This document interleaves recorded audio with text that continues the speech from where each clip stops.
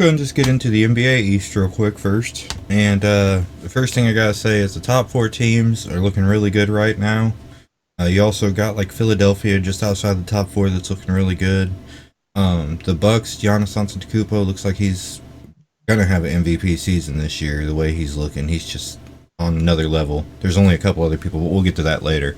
The Yep. Celtics look really good. Kemba Walker looks to be the addition that they needed when they thought it was going to be Kyrie Irving. He looks to be a good ball facilitator. He looks to be really good at that role. The Heat, I really didn't know what to expect with Jimmy Butler because he's been on quite a couple teams in the past few years. I didn't know what to expect, especially with the stuff that happened in Minnesota. Me being a huge Minnesota fan, I thought he was just toxic. And honestly, I mean, maybe he was just toxic to the Timberwolves because if you look at the Timberwolves right now, they're doing pretty good, and so are the Heat. So maybe it was just the wrong team, wrong situation for him. The Yeah. Raptors, Pascal Siakam, he looks just like he's ready to be the leading scorer for that team, just like he looked like last year. And I think that's why they were okay with moving on from Kawhi Leonard. The other thing I want to talk about real quick is Bradley Beal is second in the league in scoring right now at 30 points per game.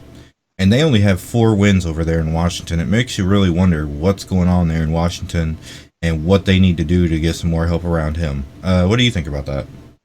I actually think that it's not much to do with Washington. I mean, that team definitely needs to improve a little bit, but I think this Eastern Conference is a lot tougher than we gave it credit for at the beginning of the season. When you look at these teams, you already got 4 teams with 10 wins so far this season, as we just discussed, from Milwaukee, Boston, Miami, and Toronto. But you have teams like Detroit and Atlanta and Washington all sitting at 4 wins, sitting at the bottom. And all of those teams can compete. They all look pretty good so far this season. Even the Knicks at certain times, I will say, look pretty good.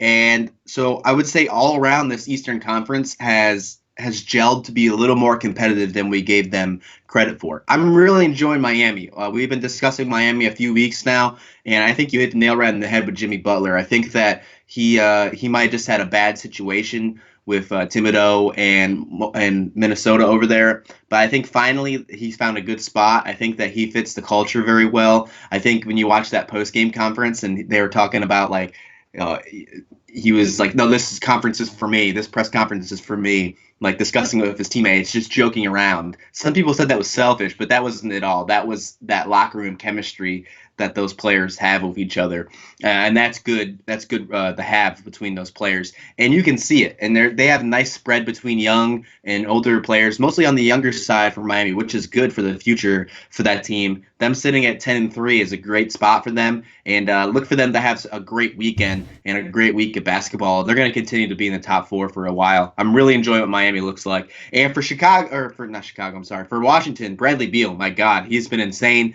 That game he had against San Antonio on Wednesday night, absolutely incredible. I don't think he missed in the third quarter. And Rui Hachimura just continues to impress me. I'm really enjoying Washington. I don't know if they'll be a playoff team this year just because, like I said, the East is more competitive, but they're on their way. So we talked about this in Twitter messages the other night of Mhm. why did Miami move on from Hassan Whiteside?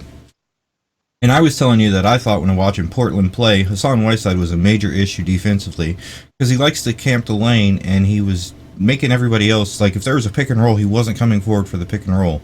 And I think that's why Miami moved on to Bam Adebayo because he's a younger, more potential, and he's able to go out and cover the pick and roll and come back and be able to, switch if need switch. And I think that's what they realized, and they were paying Hassan Whiteside way too much money. Yeah. Hassan was a late bloomer anyway. A lot of people are like, well, how could you get rid of him? He's older. He was a late bloomer. That's why they got rid of him. Bam Adebayo looks ready to be the star of that team. That team looks really good, really young. And honestly, without Jimmy Butler, they were a really good team. And with Jimmy Butler, they look just as good. That was the big question I talked about last week was how was he going to look coming off of the injuries? But he looks like he just fits right in. And that's definitely a first for him. If we're being completely honest, Yeah. he's never really just fit right in with the team. We thought he'd fit right in with Philadelphia. Didn't work. That's true. I'm just excited that we're actually talking about NBA regular season 15 games into the season and having a lot of content to talk about. I keep saying it over and over again. I've been discussing it for weeks now, how incredible and how amazing it is that the NBA regular season is relevant. And I'm going to continue to say it until it's no longer relevant. And I don't think that's going to change because we're going to see players Players come back from injury. We're seeing really competitive games. We're seeing teams that we would thought would be at the top of the rankings for the last 5-6 years sitting at the bottom. It's so interesting now that we're seeing a transition in certain teams, and it's competitive and it's fun. And it's a great sport to watch right now. The regular season is relevant. It's so interesting right now. Absolutely, and the reason it's so relevant right now is because our biggest dynasty is down with injuries right now. Next Mm-hmm. year, that team's going to be disgusting to watch, and I'm pretty sure they're going to go right back to being where they were at the top of the league. But this year, Yep. yeah, it's a really fun, competitive league this year, and one of the teams I think is the most competitive and most fun to watch. I'm going to go ahead and get into it real quick, and we're going to go into the NBA at West.